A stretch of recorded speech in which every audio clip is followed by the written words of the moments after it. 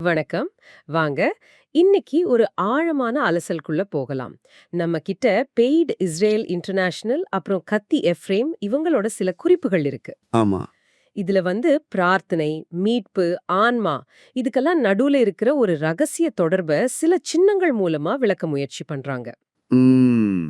ஒரு ஏணி, ஒரு தங்கப்புறா, அப்புறம் சில கற்கள். இது மூணும் எப்படி பிரபஞ்சத்தோட ரகசியங்களையே விளக்குதுன்னு பாப்போம். ஆமா. இதுல ஆச்சரியமான விஷயம் என்னன்னா, உங்க குறிப்புகள் படி இது வெறும் கதைகள் இல்ல. அப்படியா? பெய்ட் இஸ்ரேல் இன்டர்நேஷனல் இது எப்படி பார்க்கறாங்கன்னா, இது பிரபஞ்சத்தோட உள் அமைப்புக்கான ஒரு வரைபடம் மாதிரி. ஒரு வரைபடமா? ஆமா. ஒரு ஆன்மா எப்படி பூமியிலிருந்து சொர்க்கத்துக்கு போகுது, அதே சமயம் மேசியாவோட ஒளி எப்படி பூமிக்கு இறங்கி வருதுங்கிற 2 பாதைகளையும் இது காட்டுது. சரி. அப்போ முதல்ல யாக்கோபின் ஏணிலிருந்து ஆரம்பிக்கலாம். அது கனவுல வர ஒரு சாதாரண ஏணி இல்ல, இல்லையா? நிச்சயமா இல்ல. கத்தி எஃப்ரைமோட குறிப்புகள்ல அந்த ஏணிங்கிறது பிரார்த்தனையோட நேரடி உருவகம். ஓகே.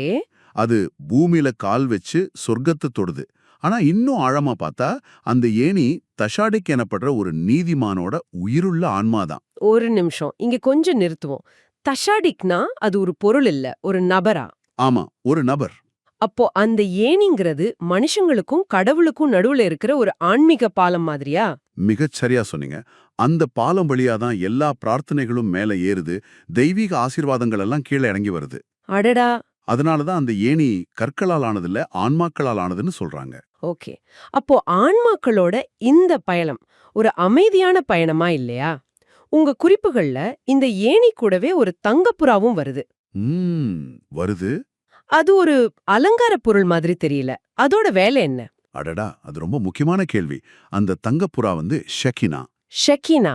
அதாவது இஸ்ரேலோட கூட்டு ஆன்மாவை குறிக்கவே அதோட பாட்டு, இந்த ஒட்டுமொத்த படைப்பும் மீட்புக்காக ஏங்குற ஒரு ஏக்க பாடல். ஓ! மெஸ்ஸியா அந்த புறாவை பார்த்துக்கிட்டே இருக்காரு. ஏன்னா அந்த பாடல் தான் அவரை நிலைநிறுத்துது. அந்த பாடல் எல்லா உலகங்களையும் நிரப்புற வரைக்கும் மீட்பு முழுமையாகாது. இது கேட்கவே ஆச்சரியமா இருக்கு. அந்த பாட்டு தான் மெஸ்ஸியாவை நிலைநிறுத்துதுன்னா, அது அவரோட சக்திய கேள்விக்குள்ளாக்குற மாதிரி இல்லையா? நல்ல கேள்வி. அவர் ஒரு விதத்துல செயலற்றவரா? அந்த பாட்டுக்காக காத்திருக்கிற மாதிரி தோணுதே. ஆனா இத ஒரு சார்பு நிலையா பார்க்காம ஒரு பிரபஞ்ச இணக்கமா பார்க்கணும். மீட்புங்கிறது ஒரு தனிநபரோட விருப்பத்தால வர்றதில்ல. சரி. அது படைப்போட கூட்டு ஏக்கமோ தெய்வீக அருளும் சரியான நேரத்துல சேரும்போது நடக்கிற ஒரு விஷயம். அந்த புறாவோட பாட்டா அந்த ஏக்கத்தோட வெளிப்பாடு. சரி. அப்போ நமக்கு தனிப்பட்ட ஆன்மாவின் பயணம், அதாவது ஏன் இருக்கு, பிரபஞ்சத்தோட ஏக்கம், அதாவது புறா இருக்கு. ஆனா இதுக்கெல்லாம் அஸ்திவாரம் யாக்கோப் தலை வச்சு படுத்திருந்த அந்த கற்கள். ஆமா. அதுல என்ன மர்மம் இருக்கு? 12 கற்கள் ஒன்னா சேர்ந்ததா உங்க குறிப்பு சொல்லுது. அது ஒரு சக்தி வாய்ந்த உருவகம். அந்த 12 கற்களும் இஸ்ரேலோட 12 பழங்குடியினர். ஓகே, 12 பழங்குடியினர். அவங்களுக்குள்ள சண்டை போட்டுக்கிட்டு தனித்தனியா இருந்தாங்க. ஆனா கடவுள் அவங்கள ஒரே கல்லா இணைச்சார்னு சொல்லப்படுது. இது நேரடியா நடந்த ஒரு அற்புதமா பார்க்கப்படுதா, இல்ல சண்டையால பிரிஞ்சிருக்கிற ஒரு சமுதாயத்தை தெய்வீக சக்தி தான் ஒன்னா சேர்க்க முடியுங்கிற ஒரு நம்பிக்கையோட குறியீடா பார்க்கப்படுதா? 2 விதமாவும் பெய்ட் இஸ்ரேல் இன்டர்நேஷனல் விளக்குது. இது மெசியாவோட வருகைக்கான ஒரு தீர்க்க தரிசனம். அப்படியா? அவர்தான் பிரிஞ்சிருக்கிற எல்லா ஆன்மாக்களையும் ஒரே தெய்வீக இணக்கத்துக்கு கீழே கொண்டு வர தலைவர். யாக்கோப் அந்த கல்லுக்கு எண்ணெய் ஊத்தி அபிஷேகம் செஞ்சது தோராவிலேயே முதல் அபிஷேகம். அதுக்கு பேரு பெய்ட் எல், அதாவது கடவுளின் வீடு. கடவுளின் வீடு. அந்த அபிஷேகம் மூலமா மறைக்கப்பட்ட ஞானத்தோட ஒளி பூமிக்கு வர ஒரு வழியை திறந்ததா அவங்க நம்புறாங்க. அப்போ இது எல்லாத்தையும் ஒன்னா இணைச்சு பார்த்தா ஏணி, புறா, கல் இது எல்லாமே ஒரே விஷயத்தோட வெவ்வேறு முகங்கள் மாதிரி தெரியுது. கரெக்ட். இது வெறும் தனித்தனி சின்னங்கள் இல்ல. ஏணிங்கிறது ஒரு தனிநபரோட ஆன்மீக பயணம், ஒன்றுபட்ட கல்லுங்கிறது ஒரு சமூகத்தோட ஒன்றுபட்ட விதி. ஆமா. அந்த புறாவோட பாட்டுங்கிறது பிரபஞ்சத்தோட கூட்டு ஏக்கமா இருக்கு. மூணு வெவ்வேறு அளவுகள்ல நடக்கிற ஒரே தெய்வீக நாடகம் மாதிரி இருக்கு. அருமையா தொகுத்தீங்க. அதுதான் விஷயம்.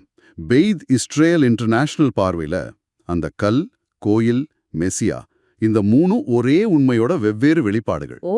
ஒவ்வொன்றுமே சொர்க்கமும் பூமியும் சந்திக்கிற அந்த கடவுளின் வீடுதான். சரி. நாம செய்யற ஒவ்வொரு பிரார்த்தனையும் யாக்கோபின் ஏணியில ஒரு படிய சேர்க்குதுனும், நாம செய்யற ஒவ்வொரு கருணை செயலும் அந்த ஒற்றுமை கல்லுல ஒரு துடி எண்ணெய சேர்க்குதுனும் அவங்களோட போதனைகள் சொல்லுது. நாங்க உங்களை ஒரு கேள்வியோட விட்டுட்டு போறோம். நீங்க செய்யற ஒவ்வொரு செயலும், உங்க ஒவ்வொரு எண்ணமும் இந்த பிரம்மாண்டமான பிரபஞ்ச அமைப்புல ஒரு பங்களிப்பு செய்துங்கிற இந்த யோசனை உங்க அன்றாட வாழ்க்கைய நீங்க பாக்குற விதத்தை எப்படி மாத்தலாம் யோசிச்சு பாருங்க.